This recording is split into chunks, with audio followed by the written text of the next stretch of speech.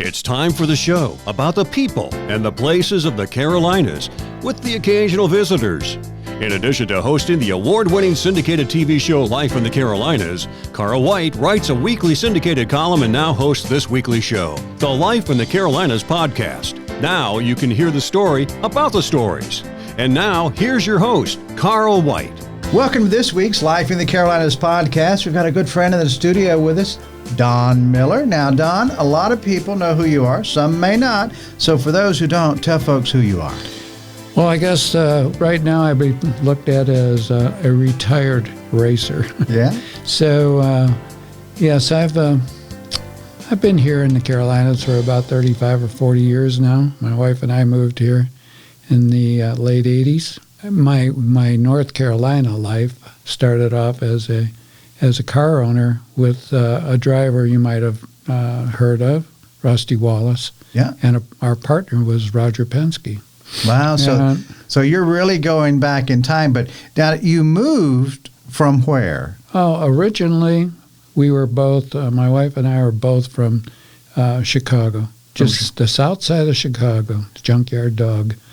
So you were close to the junkyard there, so there were cars in your life, mentally there. You come to North Carolina and you settle in Mooresville, is that right? That's correct. Yeah, we picked Mooresville because we were going to, we were going to build a race team from scratch, Rusty and I. We picked Mooresville for a lot of reasons. Number one, though, I think, was North Carolina is the center of all automobile racing. Now, it used to be Indianapolis, but now it's the Carolinas. That's what we like to say. And it really is. Yeah. And so we were looking for something that would be,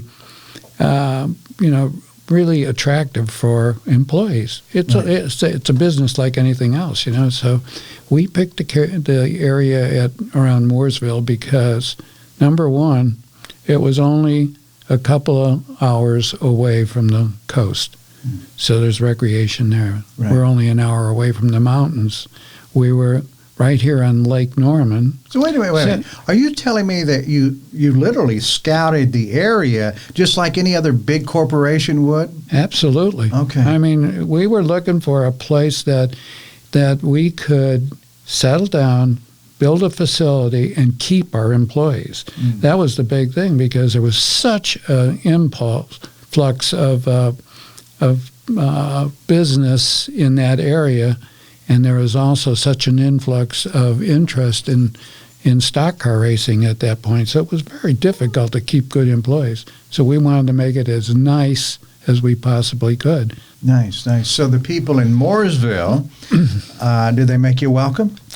They did. There was back then, the mayor was Joe Knox. I don't know if you've ever heard of Joe Knox. Sure. He was quite a character, and he and I hit it off right away. He said, so tell me about what you're going to do here. And I said, well, we're going to actually build a facility that builds race cars, and we're going to race them on the NASCAR circuit. And he said, oh, you're going to be one of those guys that drags in all that junk and leaves it lay all over the lawn out in front of your shop, huh? And I said, now, we're not going to do it that way, Joe. And I started, explaining to him what the idea was and how professional it could be. But at first, Joe was not buying it. And then finally, for some reason, he just looked at me and he said, you know what?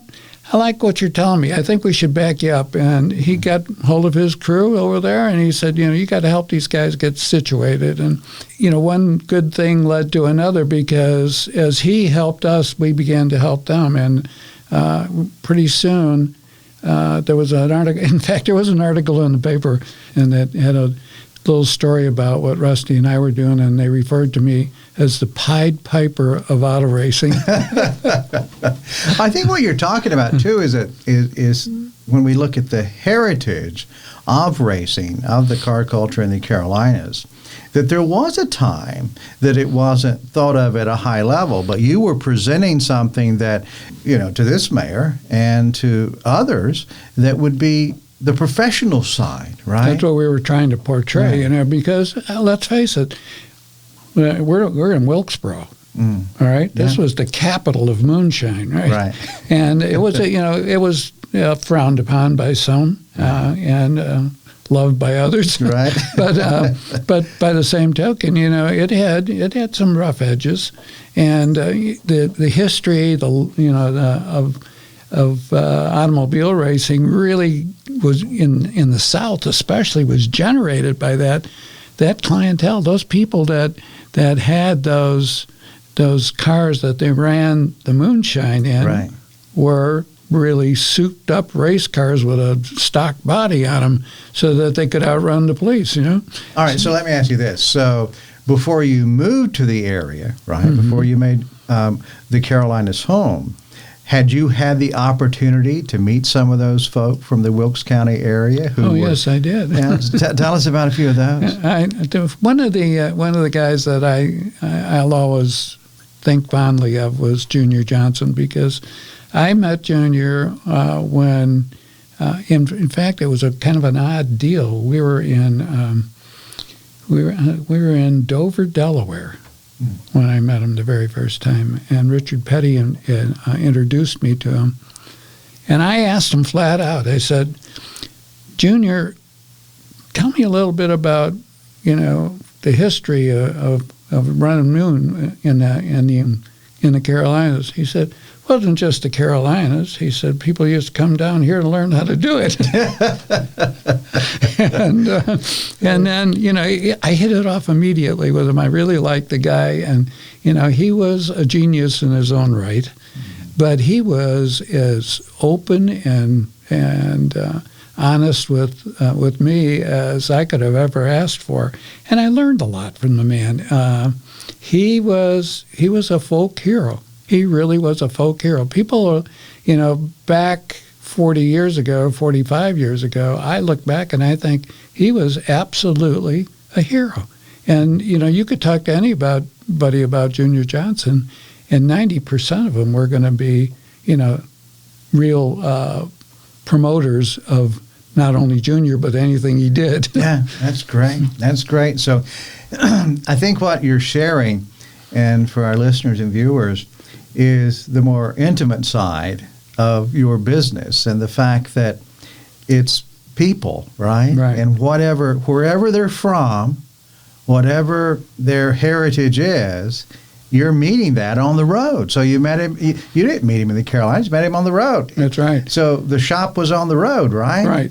And, that all stems from, at the time I was working for the Penske Corporation, and was involved with the IndyCar and Can-Am races, but we had always pushed Roger to get a stock car. We all, the guys that were on the team, we wanted a stock car, and my association over the years with Bobby Allison was key in that, because eventually we talked Roger into getting a car and putting Bobby in the seat, and Right. Over the years, I guess you could just say we became like brothers. He's as close as I'll ever get to anyone, especially at my adult age. Right. But right. he was, he's like family to me, and he was the one who suggested, believe it or not, that we look at Mooresville. He said, if you're coming down there, I'd really like to be able to tell you that we could all do this stuff in Alabama, but he says it's not practical. Right. And so he said, you ought to try and take a look at Mooresville. They're pretty open. They're losing a lot of their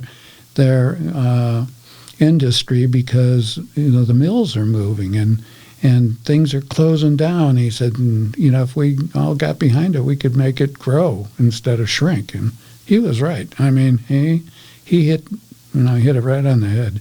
So when you came into Mooresville and brought your group, this business, into the area, these weren't a lot of Southern folk. These were people coming from outside to establish a new business, right? Yes, that's very true. I mean, Rusty and I, at the time, both had come from Missouri, a border state. Right. Right.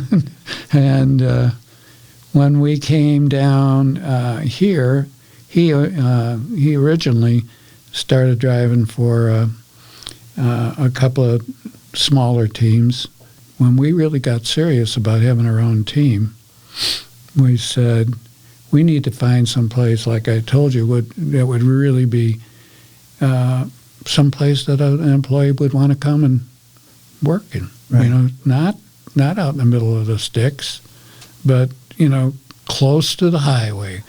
Get to the point where you can move so you can go to the next location, you know, because it's like a traveling circus, whether anyone wants to admit it or not, you know. Sure. I mean, you got all these trucks, and they pull in there and set up camp. Right, and right. then they start driving around in circles. So you got to, there are times when you got to look at that whole group and say, I wonder what these guys are thinking. But as you know, it grew.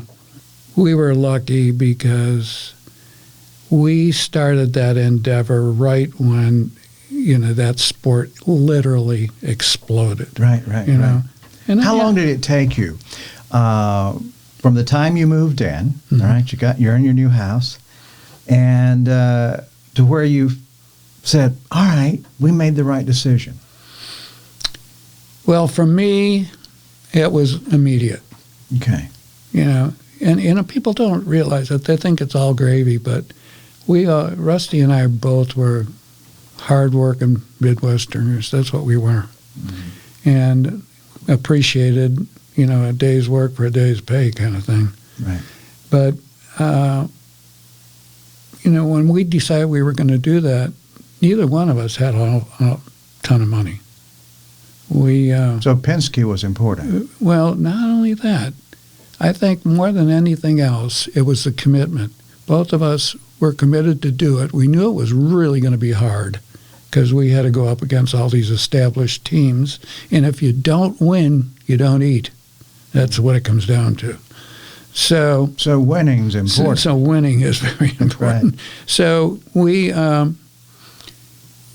both mortgaged our homes. I was committed. I knew this was really what I wanted to do. But my wife took a while to think that it was a good idea. Mm. She always supported my racing endeavors, even all the way back to when we were drag racing, you know, back in Illinois. But so support from your family has been important, right? Absolutely. And one thing that always goes back to, there's a story in my life that almost got to the point where maybe what eventually did happen wouldn't happen. Mm-hmm. And it happened in the early 60s when I was engaged to my wife, Pat. And so she set the date for our wedding. And I said, okay. And she said, just be around. I said, I will. I was a drag racer then, and I was on it all the time, you know. I had this Corvette that I had been racing on the weekends at the drag races, and I won a ton of races.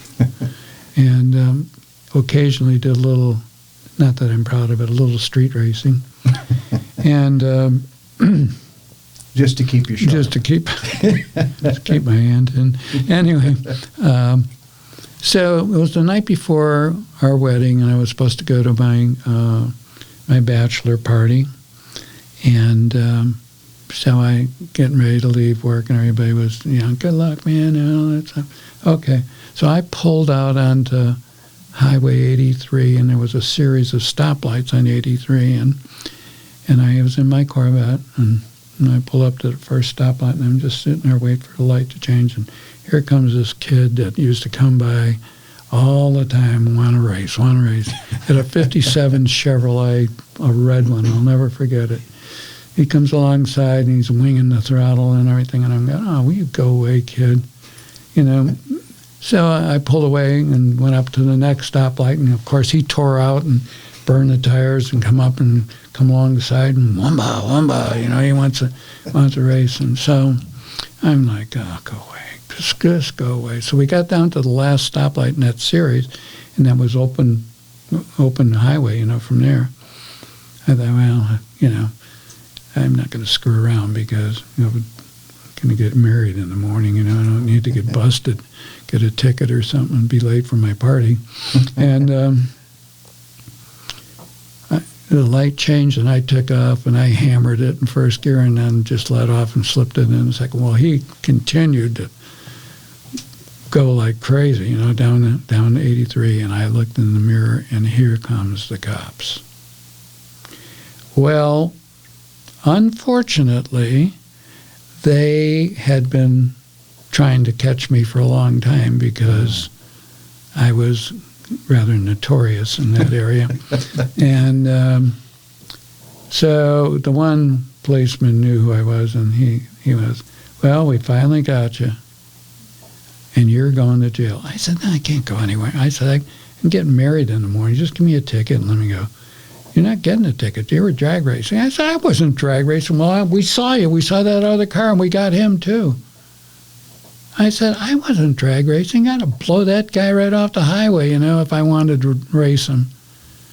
He said, we saw it. We're not picking winners or losers. We're picking people that participate.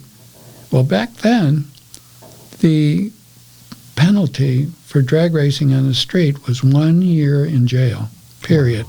Well, they hauled me off to jail, and I got in the jailhouse, and I said, well, what's the deal? He said, you get one telephone call, but you're staying here.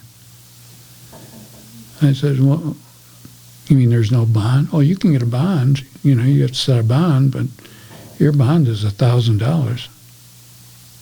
I said, well, obviously, I don't have $1,000. So I called home and told my dad, and he goes, oh, man, what the hell are you thinking about?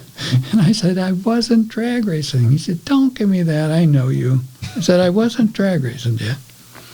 So my dad had some money stashed, and then he went around to the neighbors, raised $1,000, came back to Oak Brook, Illinois, which was about 25 miles from where we lived, bailed me out of jail, got out of jail, went home, took a shower, changed my clothes, and went to get married. Right? So I'm out on bail for my wedding. My future wife said to me, I never thought I'd be getting married to a criminal. I said, stop it, So anyway, my father-in-law told me, he said, Don, I told Pat that, if this doesn't work out, she can always come home and live. I said, I'm glad I got all this support here. But, we made it through that, and my dad got a good attorney, and as it turned out, he convinced the court that I was not racing this kid. And I got off, and that kid didn't get, because it takes two people to have a drag race, so he didn't get to go to jail, but he got like a $500 fine. That was another life experience. What a way to kick off a marriage. Exactly. So we lived through that. We had a good start, right? Yeah. So you started with fireworks, and you've kept them going. Exactly. Yeah. What a great story. It was a big reach. Let me put it that way. It was a big reach because we went from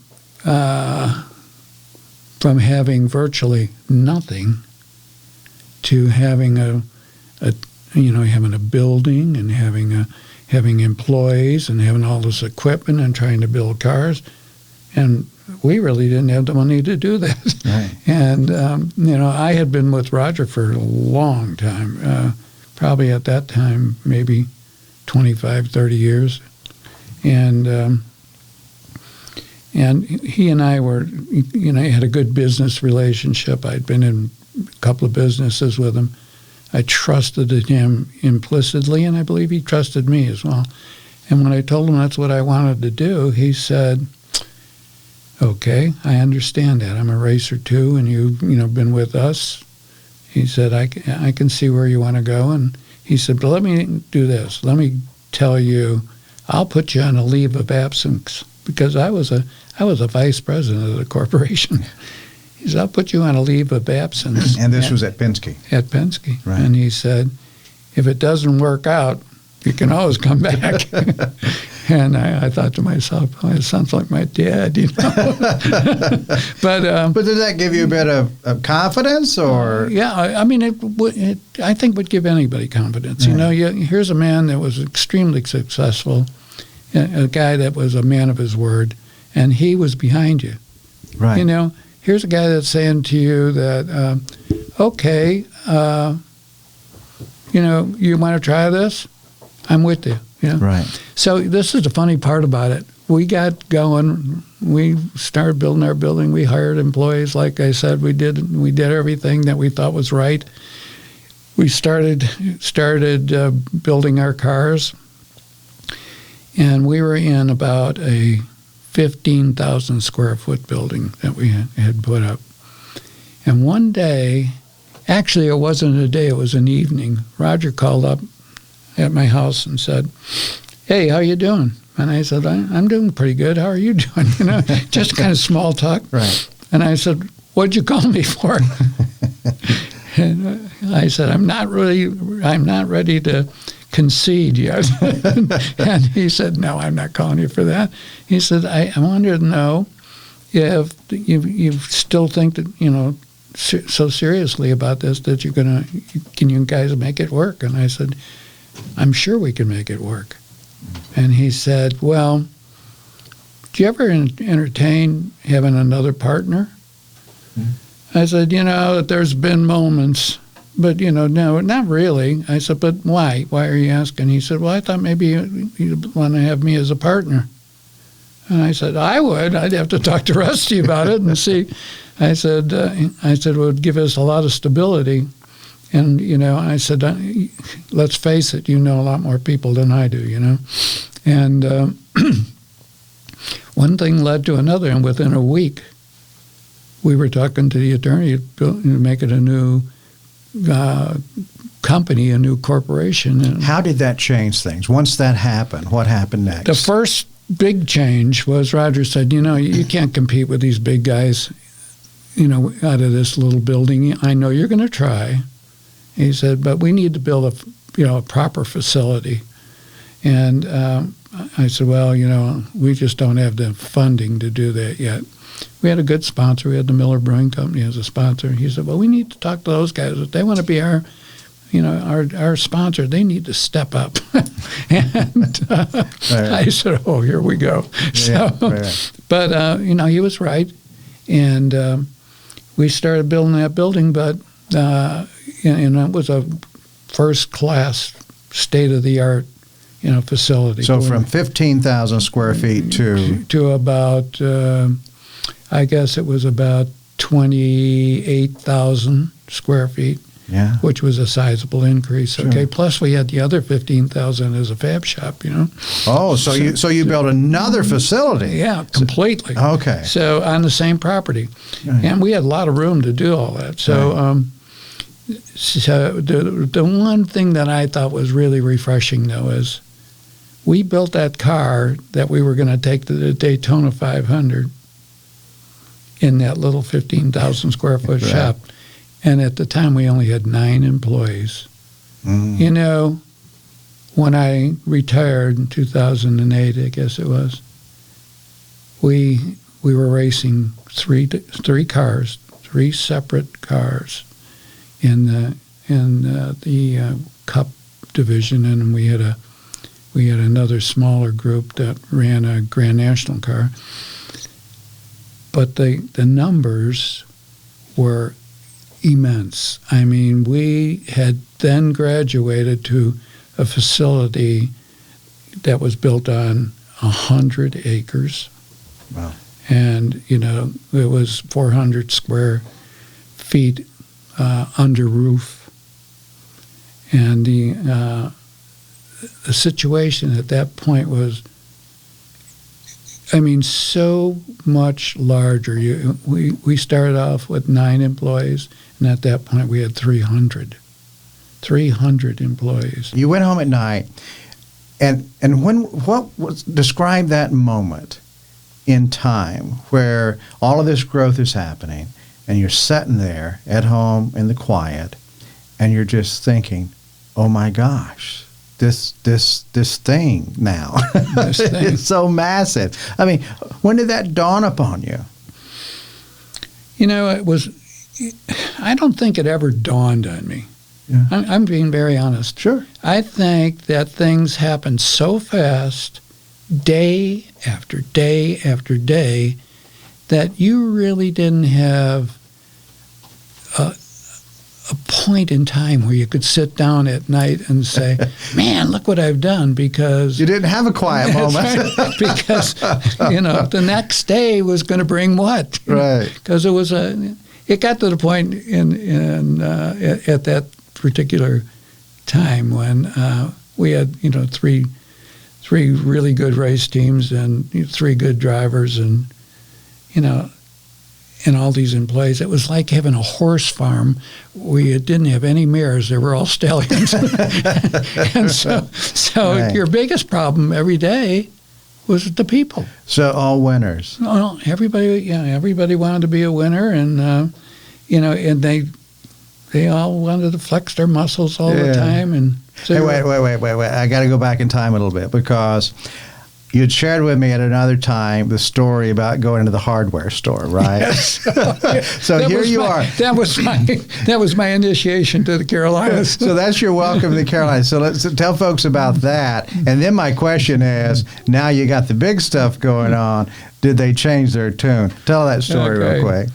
Yeah, it was kind of funny because like I said, we had moved here from St. Louis, and my wife and I had got this house, and I because I'm a tinkerer, I had to go around the house and find all the things that I thought were wrong. Right. One of them was that two of the faucets had a little tiny leak when you shut them up. So I wanted to go to the hardware store and get a couple of washers, for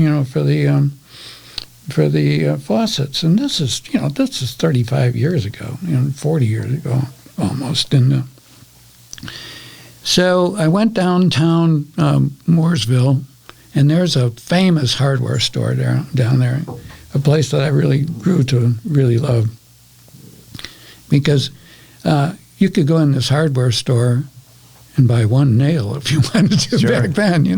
It was Turner's Hardware. Oh, Turner's was old then. Right. He was one of the founding fathers, I guess. Yeah. So anyway, I went in there, and I didn't know Mr. Turner at the time, and I just talked to him, told him what I was looking for. He said, well, just go look around, see what you can find. I'll show you. Right back over there is where the washers and all the faucets and everything are. And I was walking around, I found my washers, and I was talking to Mr. Turner pretty loud, I guess, back and forth, because I was over by the washers, and he was behind the counter. And as I worked my way back to the back of the hardware store, there was a bunch of guys, not a bunch, 3, 4, 5 guys maybe. Anyway, they were all sitting back there, and finally this one guy hollers out, "Hey, you!" I said, "Me?" "Yeah." He said, "You ain't from around here, are you?" "No, I'm not." I didn't know what to say, And he said, "Yeah." He said, "I could tell." He said, "You know what the definition of a shame is?" "No, I guess I don't." "What is the definition of a shame?" And he goes, "That's a busload of Yankees going off a cliff with one empty seat." I went, wait a minute, what am I doing here? But, things have improved. Things have changed, haven't they? I think you once said to me that, the Civil War is not really all entirely over with yet. But, Well, it's getting better. Yes, It's getting it better, is. right? yes, but I've grown to love that town, and I really still go to Turner's every once in a while just to give my brain some shock therapy. Yeah. But isn't that good, though? It is. It's wonderful. It's one of these iconic places, and a lot of people know about Turner's Hardware, and it is that step back in time, if you will. Exactly. But it's the same today as it was then. Yeah. Probably different guys at the potbelly stove. But. I don't even know if that stove's there anymore. Come to think of it, know. But I know it was a real awakening. But it's really interesting to look back at that time.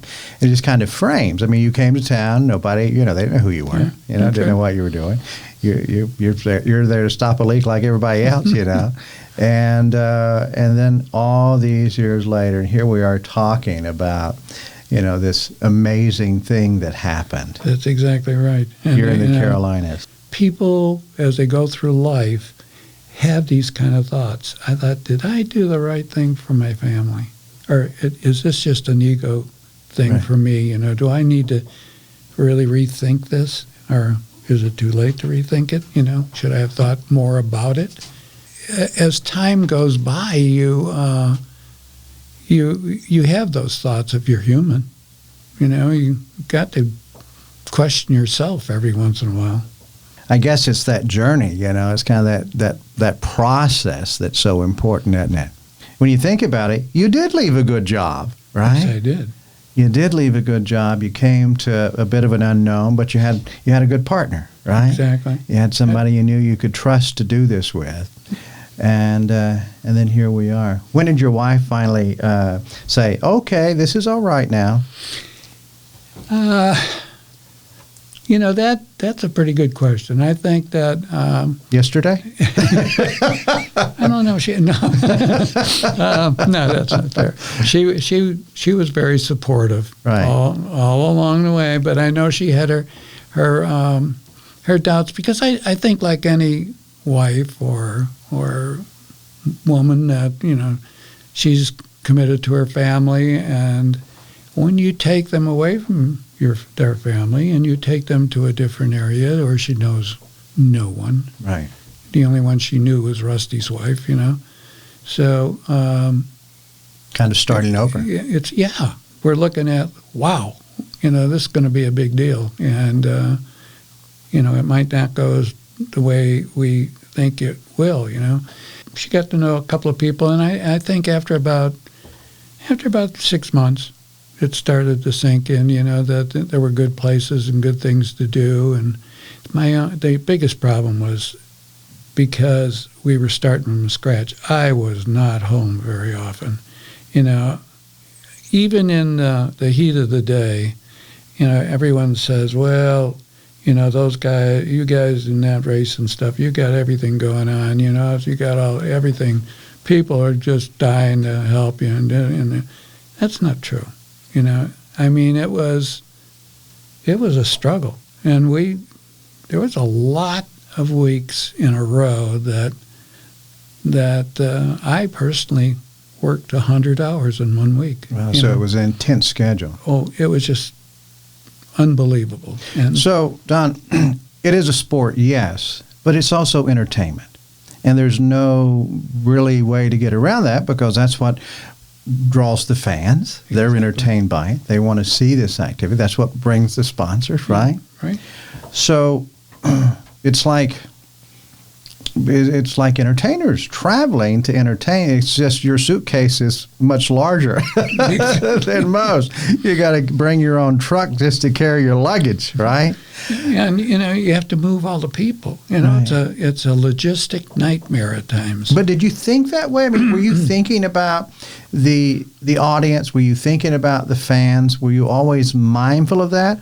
Or did you just focus on, we got to win, we got to be faster, we have to give the best performance on the track? Well, that's really an incredibly hard question to ask, Sure. and an even more difficult one to answer. I can tell you this, that I was guilty of being the guy that you described, that we absolutely have to win. We've got to do everything we can to win. Rusty was just 2 years out from having won the championship. So he was more interested in, you know, what the fans think, and, you know, are we doing the right thing, you know, is he ever going to be a champion again? Will we win races, you know? And he and I would talk about it every once in a while and say, we got to just do what we got to do. You know, we got to win. We got to get out there and win. And it was a shock. It was really a shock for him especially. Not so much for me, because I was kind of expecting it. But when we went to Daytona, now here you've got to think about this. Here is a guy with national recognition 1989, he had won the NASCAR championship. Right. Okay. Now we're in 1991. Go to the Daytona 500, and we were a rookie team. We were a new team. We didn't even get a garage stall. We had to go and work on the car out in the gravel behind the garages. Right. Because we were nobodies. We were starting all over again. And the guys that had accumulated points from the year before, they got the garage stalls. So you weren't the only ones in the gravel. no, There were others too. Back then, there would be Right. 60 teams show up for 43 spots, Right. So you had to fight even to get into the race, Right. So he was like, "Holy cow, Don!" And I said, "I know." He said, "Don't you think we can talk to somebody?" I said, "No, we're going to earn our way in." And this is after him already winning a big title. Exactly. And hear this reality, right? Reality set in. So how was that for him? I mean, that had to be a bit of humbling too, right? It was humbling for all of us, but Right. you know what it did? It built a fire. It built a real fire. When we went in there, because back then you had to qualify Right. for the race, run speed, and then you had to run those 125-mile qualifying races, and you could get bumped out if you didn't do well in one of those races. If you crashed or something, and then you just weren't in. Right. You weren't in the race. And don't think that there was and that was before they developed the championship spot. If you were a previous champion, you could get in.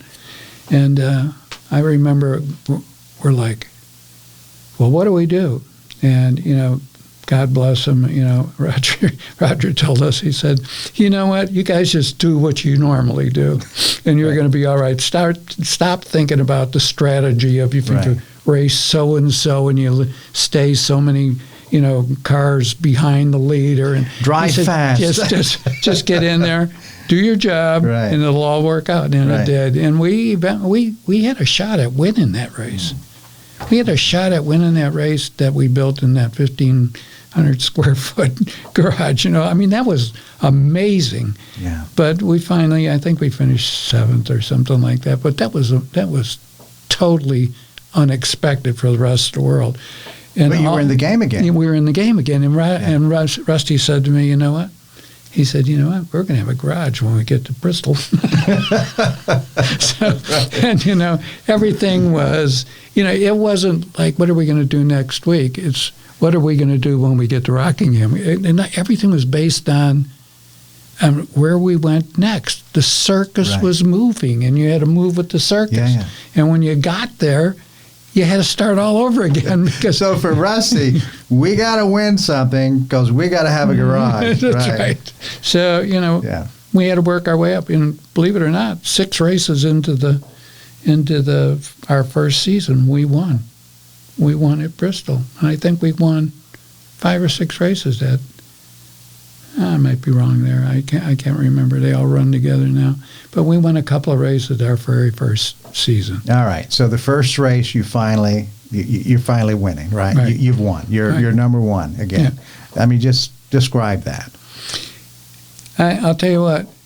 Can you imagine a man walking around every day with a 300-pound bag of rocks on his back? And then all of a sudden, somebody says, okay, you can get rid of those rocks now. That's what it was like. It was like, whew, wow, Finally. we're here, finally. But then you had the other guy on your same team, in your group, your partner, saying, hey, don't get complacent. That's just one. We need to win again. Right. Yeah. And then again, and again, and again, And I guess while we were there, I guess we won 60 sometimes. I can't remember. Wow. Every time you won, it was another victory. You know what I mean? It was like, wow, that was a lot cooler than Right. the last one. So it's kind of like you keep on escalating. The ladder gets set up steeper every time. And it's a win for everybody. And it's not just for you. It's not just the driver. It's not just for Penske. It's for the team. It's everybody. I mean, That's right. Is that the way it felt? Was it this family win? Yes, it was, because that's the kind of base that Roger set for us. He always made it. It's not you. You didn't do it. The team did it. We did it. It's a Penske victory. Roger had an IndyCar team besides our stock car team. Right. So, he had something always to say. You think you were so hot? We won last week. What happened to you guys? So that's what he do to us all the time. So that leveling agent, right? That's exactly right. Wow. And then you asked a question earlier about with the entertainment part of it. There was a guy that I got into a lot of, I guess you would call heated discussions, which was Mr. France, Bill France Jr. And he said something to me one day that at the time I resented, but after I thought about it for a little bit, I realized what he was trying to tell us, right? But it got down to the thing where he said, and this really stuck with me, he said, I don't need you guys. He said, I know you're racers and, you think that you're on top of the pile. We had, at that particular point, we had won 8 races in already that season, and we wound up winning 10. He said, you got to remember, we're in the entertainment business. He said, if somebody comes along and wins all the races, nobody's going to come to the show. And he said, so I really don't care how many races you win, but if you win too many, it's not going to make me happy. So what would you say to that? Wow. It would take a minute. That's right. To think that one through. That's exactly right. So, he was a wise man. He was a very wise man. It's one of those things that, yes, you're driven by your own ego because you want to win, like so many things in this world. But by the same token, you're also confined by the science of it all. It's hard to get a mix when you get into the science of it all, because once you get into the science of it, you're pretty much handcuffed. It's, cows don't fly. You know what I'm trying to tell you? So not on a sober night. That's right. So, when you say, well, I don't know if that's going to work, it doesn't make any difference what you think. It's the facts. You know what I mean? Go back in your memories and just some of those highlights, just things that when you think about it, it just makes you happy, in an extraordinary way. I guess you would call it a life lesson. Yeah, I guess I was 15, and my dad had said, in fact, he encouraged me. He said, you really want to know and learn about how to build cars? He said, you're going to have to build one. So we went shopping, and we found this old 36 Ford Roadster. And he said, I'll help you when you get stuck, but you need to do this on your own. We took the engine out, and we rebuilt it and put it in. I put dual exhaust on it and everything, I didn't have a driver's license. I knew how to drive.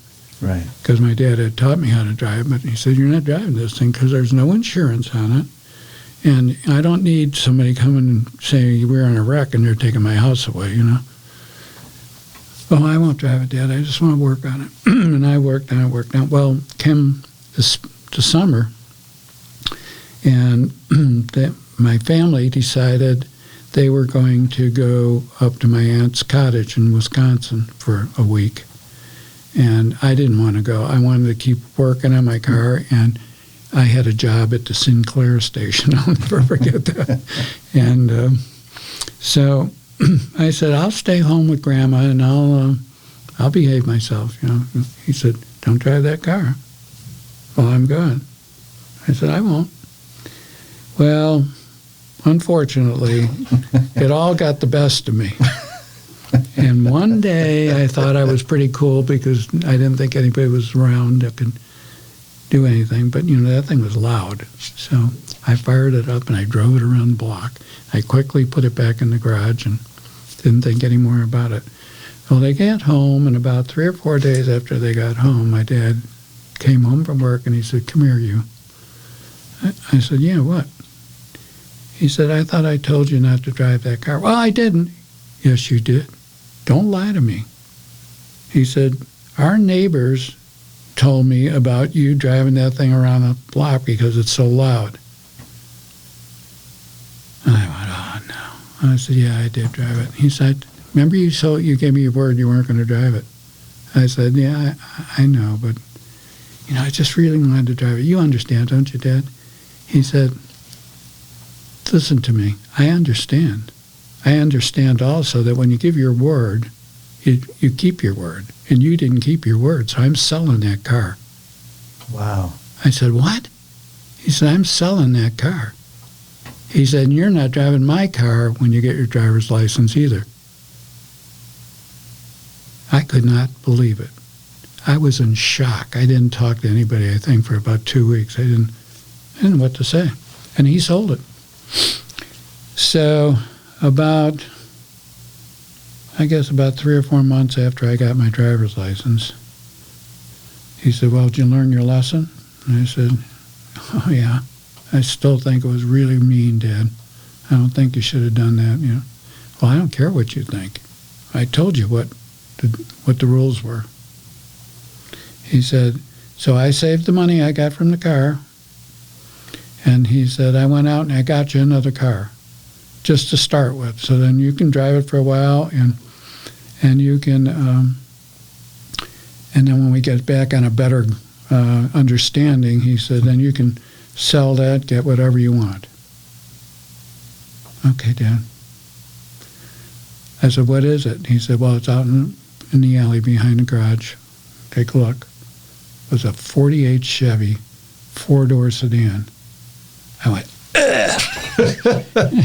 of all the ugly cars in the world, I was like, oh my God. I didn't want to make you mad. I didn't want to say anything wrong, I said, thanks, Dad. I'll do my best. And I had to drive that thing. I was humiliated, because all my friends that never quits. That's right. All my friends, had Fords with loud mufflers, all kind. It was just, it was terrible. But that's another entity. Led to another entity, though, because I had that car, and there was a man in the neighborhood who had just moved in, and he had a young family, and he needed a car, and he had a motorcycle. And he came over and talked to me one day when I was out in the back washing that thing. And he said, I need a car. He said, how'd you like to do a little trade? And I said, well, I don't like this car. So I said, what kind of car you got? And he said, I don't have a car. I got a motorcycle. I said, oh, I don't know. My mom doesn't want me to drive a motorcycle because I got hurt on a motorcycle when I wasn't supposed to be on it. And he said, well, think about it.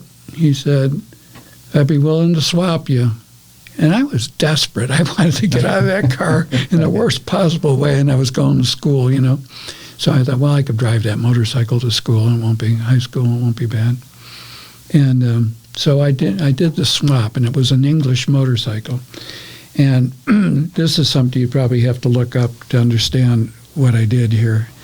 I wanted that so I could swap it for something else, Right. And everybody's telling me, oh, that motorcycle will bring a lot more money than that 48 Chevy will. And I said, okay. So I eventually sold the motorcycle for like $300, I think it was, which was a lot more than I could have got for that 48 Chevy at the time. But now I look back and I think, my God, I should have kept that motorcycle, because it was a Vincent Black Shadow, and they didn't make very many of them.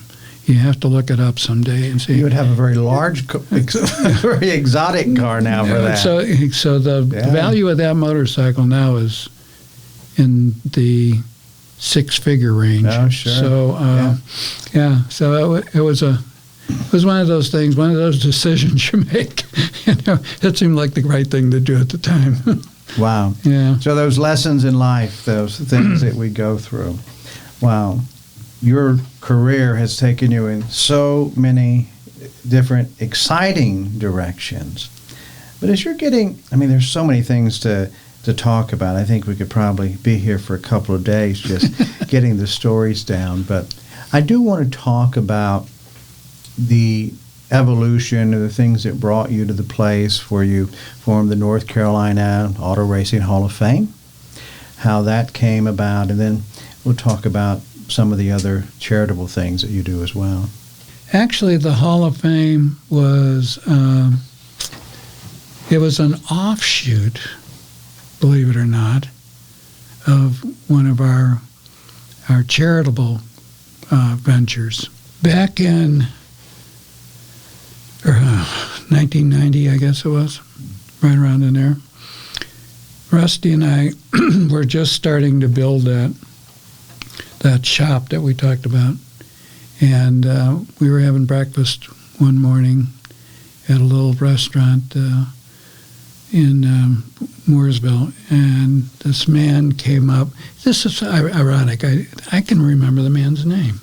This man came up to us. We didn't know him from Adam, And he said, "Hey, my name's Pete Miletus."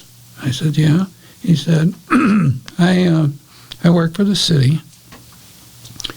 And he said, "You're the two guys that are building that race shop over there on the other side of Route 77, aren't you?" "Yeah." He said, you guys got a lot of star power." I said, "What?" He said, "You guys got a lot of star power. We could use you to help us with some of our problems here in the city." And Rusty looked at me like, I wonder what this guy's smoking, And so I said, "Well, enlighten us." And he said, "Well, you have kids, don't you?" "Yeah." He asked Rusty, and Rusty said, "Yeah." And he said, there's a big problem around here." He said, "And it's not just here, it's everywhere." He said, "But, child abuse is a big problem. And we need to get something together to help raise some interest in combating it." And I said, "Really? Okay. Yeah." And I didn't know what to do, I was like, "Yeah, okay." But the more he talked, the more it made sense.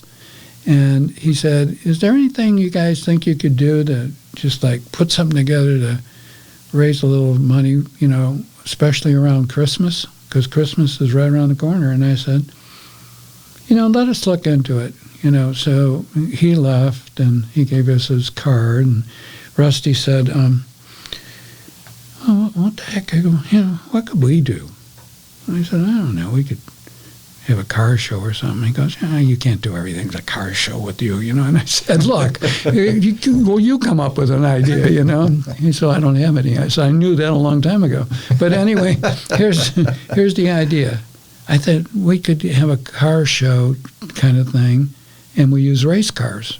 And that would help us break in to the area with some positive identity.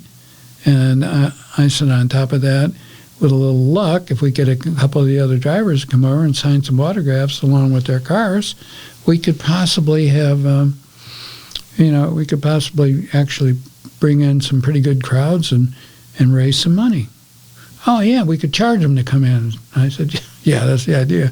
And so anyway, one thing led to another, and we talked to the city fathers, and they let us use the armory there in Mooresville, and we had lots of help. We cleaned it all out, and we had this all set up, and we probably had 15 or 20 race cars in there, stuff that people don't normally get to go up and touch and see. So you had a good turnout.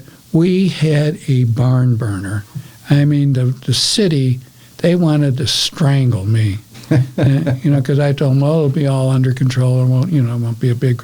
I mean, the streets were blocked off. They couldn't, nobody could use the street, and people were complaining. Well, I've been here for 2 hours and I can't even get my car out, and stuff.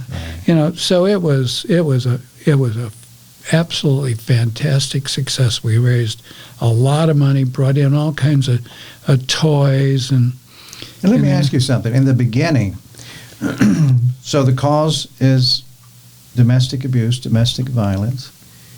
So you were just doing something to help, but did you know? I mean, was it just okay? We'll help, or was there a reason that you wanted to help? How did that evolve for you? I think it was driven by the fact that I thought about it and I talked it over with Rusty, and I said, this guy's got a point. I mean, we're lucky because we got enough wherewithal to take care of our kids, but a lot of people don't. Right. And he said, well, that's not, and he was right. He said, that's not our responsibility. I said, I think it's everyone's responsibility. Right. It's something that we all should think about every once in a while because, God smiled on us. He didn't necessarily smile on everyone. So he got behind it, and we did what we were going to. That brings me to a thought. Just a minute here. I want to tell you about this. This thing actually brought tears to my eyes that day of the thing, of the show, because it was cold out. And this little girl, probably, I would say she wasn't around maybe 8 or 9 years old. She came in there, and she was with one of the policemen from Mooresville. And I said, what can I do for you? And I was sitting there and I was signing along with Rusty. And he said, this little girl didn't have the money to pay to get in, but she has something she wants to give you. And you could tell she didn't have a lot of money. She had this little bag. It was looked like a little tobacco pouch or something. It was a little bag with a string on it. And she said, I wanted to give you this for the children. And here she is a child, right? Right. I want to give you this for the children, she said, because Mr. Miller, guess what? And I said, what? Me and my brother took all our pennies out of our piggy bank and we put them in here for the kids that don't have a Christmas. It still makes me inside, makes you want to cry, That little kid was that was America, boy. That's how we all need to be once in a while, just to get an idea of what goes on in this world. Was it that moment that you realized you're doing the right thing? I knew we were doing the right thing before then, but that put the stamp of approval. Just absolutely. It was just amazing. I told my wife about it, and she cried. She said, well, you did the right thing, Don.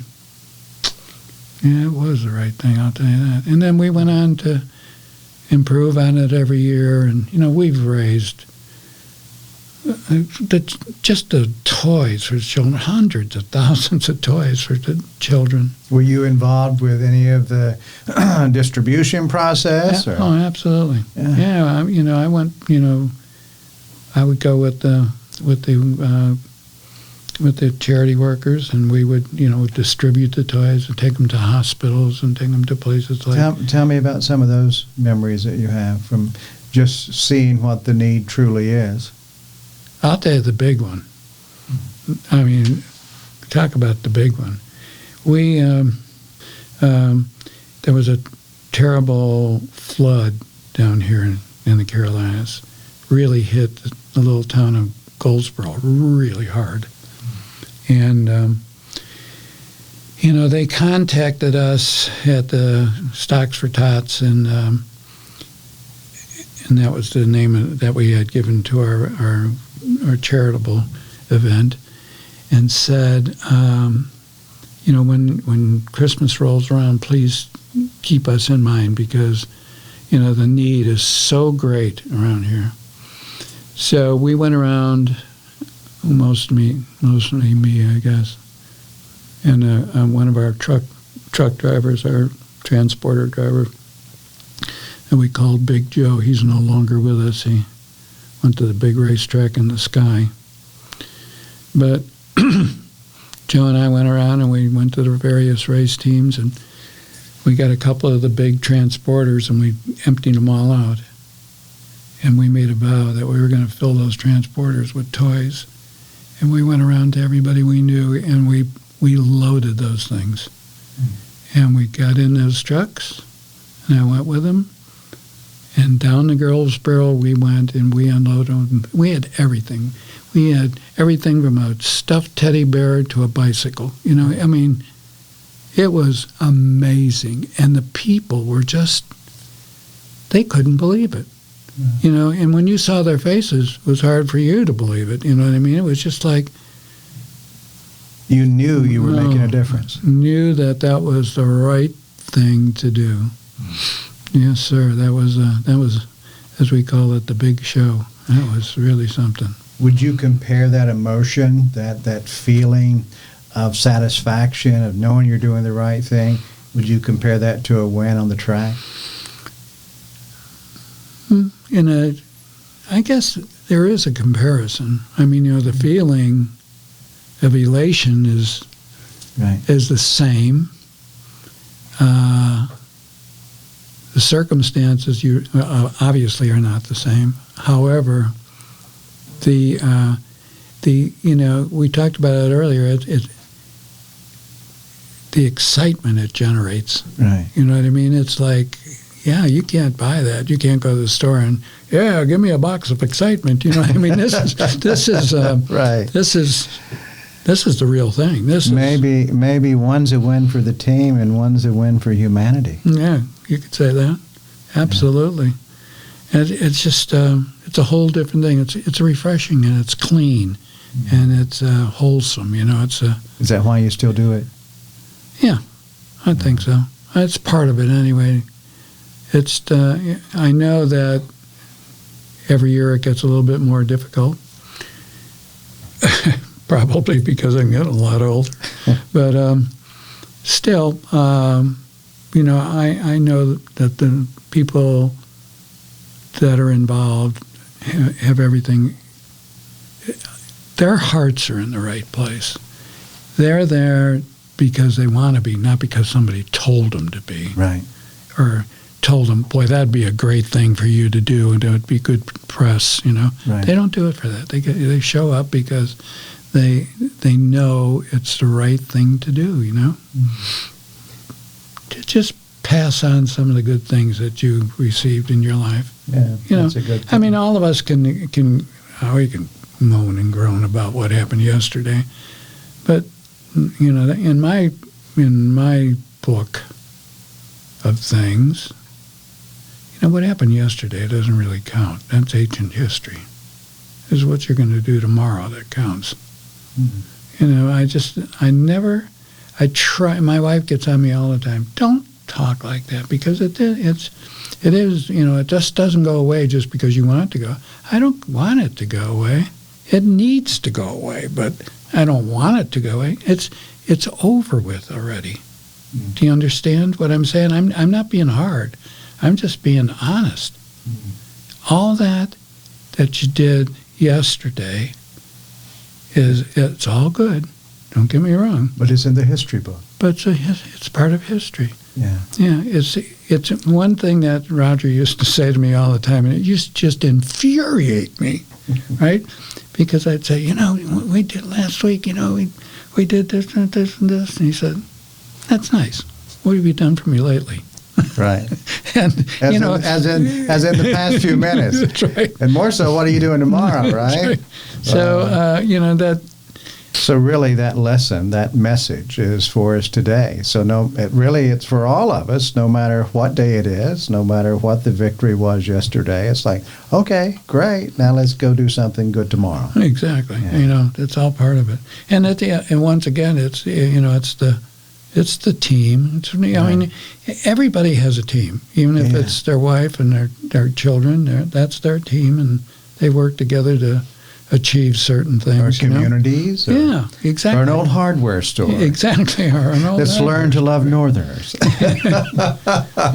Maybe. Maybe. Possibly. So the Hall of Fame now, how many, kind of tell folks who haven't been there or don't know about it, what that's all about? Well, after we got, Stocks for Tots going, and it, produced. And it's still going. And it's still going, yeah. Right. And we got that going, and there was a guy that I used to hang around with a little bit. He actually owned the park over there, the industrial park, and his name was Bob Ebert. And Bob and I used to commensurate every once in a while over a cold beer and just talk about what would make things better. And he was just so over the top about what we did with Stocks for Tots, and and how he used to tell me, he said, do you know how much value you really have with that? Do you know what it does? It boosts social services, over the top every year. You guys don't understand how important it is. Okay, I mean, Bob was he was really involved with the community. And so one day we were sitting there, and he said, he used to come up with these, one-line statements that would just, I wonder why I didn't think about that before. But he said to me, he said, Don, he said, you're always telling me about this as the center of racing, stock car racing especially. He said, well, why don't we have a museum here? It tells people about the history of the sport. There is no. I said, well, there's one in Darlington. He said, don't tell me about that thing. He said, I've been down there. It's open once a year, and then, it's never run very. I said, I don't want to get into that, Bob.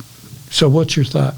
He said, I think that you and I should each put in a little bit of money, and we'll go find a building here in Mooresville, and we'll start a museum for automobile racing. Just like that. Just like that. I mean, Bob, there was no, to him, he'd say, oh, Mount Everest? That's just a lump. Next week I think we ought to get some skis and ski up. Right. Okay, Bob, right. Have another beer. So anyway, he told me, he said we could do that, So I said, well, how about around here in the park? That would be the perfect place, in Lakeside Park. And he said, he said, that place that's almost across the street from your race shop? And I said, what, the old tailpipe factory? And he goes, yeah. He said, that building's going to go up for sale. They went upside down financially. I said, Bob, that place is a toilet with doors. And he goes, well, you know what? There's nothing that can't be fixed. I was just shaking my head. I said, you know what? That's what the chief mechanic on the Titanic said. And he just goes on and on. Right. So anyway, we went over there, and sure enough, it was for sale. And we beat the guy down a little bit, and we bought it. And then one day, about a week later, I went in there and turned the lights on and almost threw up. I mean, that place was filthy. So you weren't too off the mark when you first titled it. Exactly. It was filthy. It was greasy, dirty, filthy. Right. It took us, with a lot of volunteer help, it took us about 6 months to clean that place up. Wow. Anyway, we built a little office, and we built a gift shop in there, and we fixed the air conditioners, and we patched the holes in the roof, and we did everything. And Bob was right there, swinging the hammer, and he was a very successful businessman, by the way, but a hell of a guy with a great sense of humor. And so we opened that thing up in 1994. We opened that thing up. And do you ever hear the word an instantaneous success? Sure. This place was Katie bar the door from the very first day. We had a guy in there managing it, and we had a couple of people that worked there, and then we had some volunteers. And it took off like a rocket ship. And when there'd be a race, at Wilkesboro or Rockingham or even as far away as Bristol, and it would not even mention in Charlotte races, you could not do it. We had to get the police, because we had a good standing with the mayor, right? He would give us police protection for that area because he would close off that street. So there were that many people coming. It was wall-to-wall people, wow. Elbow to elbow, and they would come and they'd stand in line for hours to go through there. Unbelievable. I've never seen anything like that in my life. And so, the race shops are in that area at that particular time. That was the center of the universe of automobile racing. I mean, they'd open up their doors and they'd have a little area where the people could come in and visit and get souvenirs. And I mean, it was Katie bar the door. And Bob said, you know what? One day, over another cold beer, he said, what we're doing is good, but it's not as good as it could be. And I said, okay, tell me how we make it better. He said, we should turn this into a foundation. And he said, you need to go to Raleigh and get a charter for us to name this the North Carolina Auto Racing Hall of Fame. And we will pledge that we will turn this into a foundation, and we will give all the profits from the operation of this to the abused children in the Carolinas, just like you do with Stocks for Tots. I said, and? He said, then don't worry about our investment. He said, that's yesterday. And forever raising money for abused kids. Exactly. Wow. Even to this day, and as time went on, things change, the economy changes. I don't have to tell you all the things that change, but now it's operated strictly by volunteer personnel, and we still operate it with the same premise that all the money that it does generate, at the end of the year, other than the expenses of of operation, goes to the kids. Do you feel good about that as part of your legacy? Oh yeah, I didn't do it as part of my legacy. I just did it because I thought, you know what, this is an opportunity for us as part of the racing community, to give back to those who allow us to do what we do. And that's that's how I look at it. I mean, it's just to me, it's what we should have been doing all along. You know what I mean? But through this particular space, this environment that's created, it's all about the preservation and presentation of the history, that heritage. So it's something that people can, who have interest in the car culture in the Carolinas. Yeah, and look what it's done. Look what it has done over the years. It's brought people from all over the United States of America to come at Christmas time to Stocks for Tots. In fact, this Stocks for Tots in 2020, unfortunately, will be the first time in 31 years, 31 consecutive events, that we won't be able to have a Stocks for Tots because of the coronavirus. Because we cannot put people inside of a building, bumper to bumper, as they, and then we stack them in there when we have that. It's a 2 or 3 hour, 4 hour event. And so there's going to be a hiatus this year for that product. But maybe next year, everything will be back. Oh, yeah, hopefully we'll go right back to normal. The the drivers and the crew members that come and sign autographs, they're not going to change their mind. You know, Of course not. They're still going to give back. So they just need somebody to direct the traffic. I guess that's what I am. I'm the traffic director. Well, you got different jobs, right? Yeah, exactly. At different times. Different hat. Yeah, that's right. But people still can help, though, right?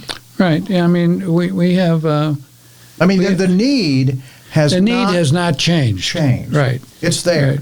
Yeah. The horse is still the same color. Right. So we have to figure a way to saddle it again in a different way. And so this year, what we're going to have to do is appeal to the public, the people especially that have come from around the country. They can't travel, they can't come, they can't participate, but they can still give. Right. And so we're asking them to make donations this year, flat-out donations to Stocks for Tots and help the children.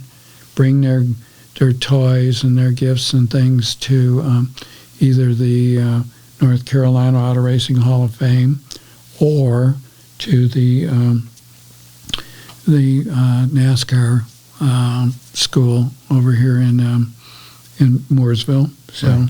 And we can direct people to your website, and it'll have information on it. And it has all the information on it. What is that website, Don?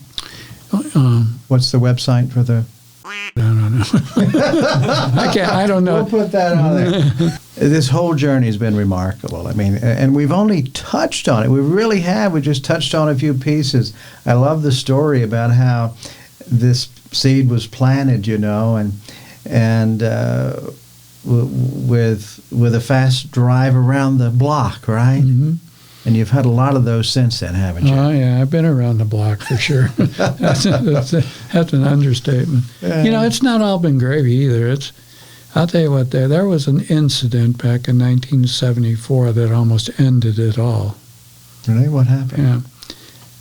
We were dabbling in stock car races back then at Penske Racing, and we had a stock car that we raced in limited number of events. All of us, because we were a small group at Penske Racing, we'd be working all week, and then we'd fly into wherever we were going to race, and then we'd become the crew. At the time, we were racing, believe this or not, an American Motors car, the Matador. Wow. Everybody, no one could believe it. Why not a Chevy or a Ford or a Mercury or anything but a Nash? You know what I mean? And, you know, it was just one of those things where, you know, Roger was very successful racing an AMC Javelin and won the Trans Am Series, which was a road racing series. And so it kind of evolved, and we wound up with the Matador. And the next race on the schedule was Talladega, Alabama. So flew into Talladega, and we did a lot of public relations work before the event. And then on race day, we took turns doing, you know, different jobs during pit stops. And at that particular weekend, I was going to do fueling, but it turned out I did the catch can fuel for the fueler. We had the Matador, and everybody laughed about it, and then we put it on the pole and led the race with our driver at the time, which was Gary Bettenhausen, which ironically was from my neighborhood back in Chicago. And so Gary was leading the race, and he was a hell of an IndyCar driver and sprint car driver, everything. Anything he got into, he could drive. And he was leading the race, and it rained. And we thought, well, it's over with now. We're going to win the race. Well, it started to clear, and they decided they were going to restart the race and finish it. You know, they started it, and you know the track was just starting to dry, but they didn't do the first thing about cleaning pit road. So back then, no one thought about it. You know, it wasn't a safety issue. You just had to slow down. But there was no speed limit in the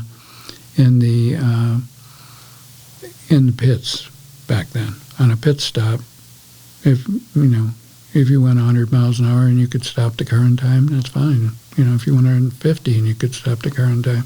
But when it hadn't been cleaned, it was up to the driver's discretion.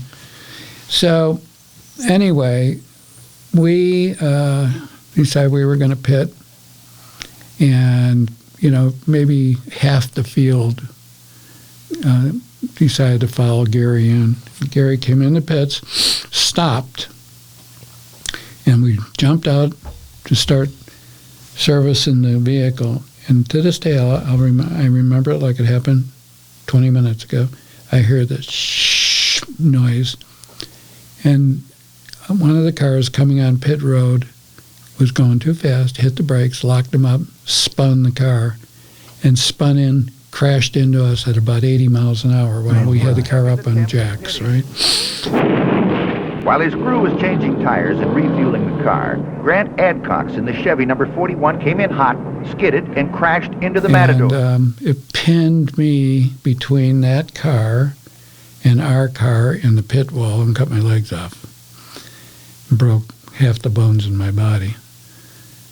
Well, immediately I was down. It hurt a bunch of the other guys on the team, and the people were trying to help us out, and Roger was like a machine. He reacted like you would under fire in a gun battle. He started giving directions, and I heard him saying, "You get that ambulance over. I don't care about the fence. Tear the fence down."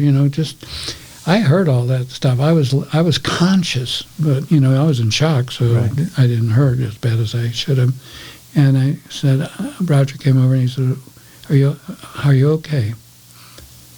And obviously I wasn't. He could see that. And I said, "I think I can get up." He said, "You can't get up, Don. Look at your leg." My leg was like out here, my right leg. And I didn't really have a tremendous amount of pain. And then one of the other crew members from the car that was pitted in front of us was a friend of mine, Buddy Parrott. He came running over and he took off his belt and made a tourniquet, put it around my leg, and they got the ambulance through the fence. It was a long story, but they were not prepared for this to happen. Anyway, loaded me into that ambulance, took me to the infield care center, and the doctors were in there, and Roger was there, and he was giving directions and everything, and they said, we can't help him. This is way beyond us. You need to take him to the hospital. And Roger said, "Well, you got a helicopter?" So we don't have a helicopter. We have an ambulance, and you saw it. It was this old raggedy '59 Cadillac ambulance. I think it was a hearse at one time. That should have been some kind of a signal, right? But I remember getting in that thing, Roger and I and one of the other crew members that was hurting really bad, and they took off for Anniston, Alabama, which was about 35 miles away, and I was bleeding like a stuck pig, right? And I'd go in and out of consciousness, and I could remember Roger telling me, he said, "Don, don't try and talk. Don't, just save your energy. You're going to need it. Save your energy." I said, "I'm not worried about my energy. I'm worried about this guy crashing this ambulance." I said, this thing feels like it's out of control.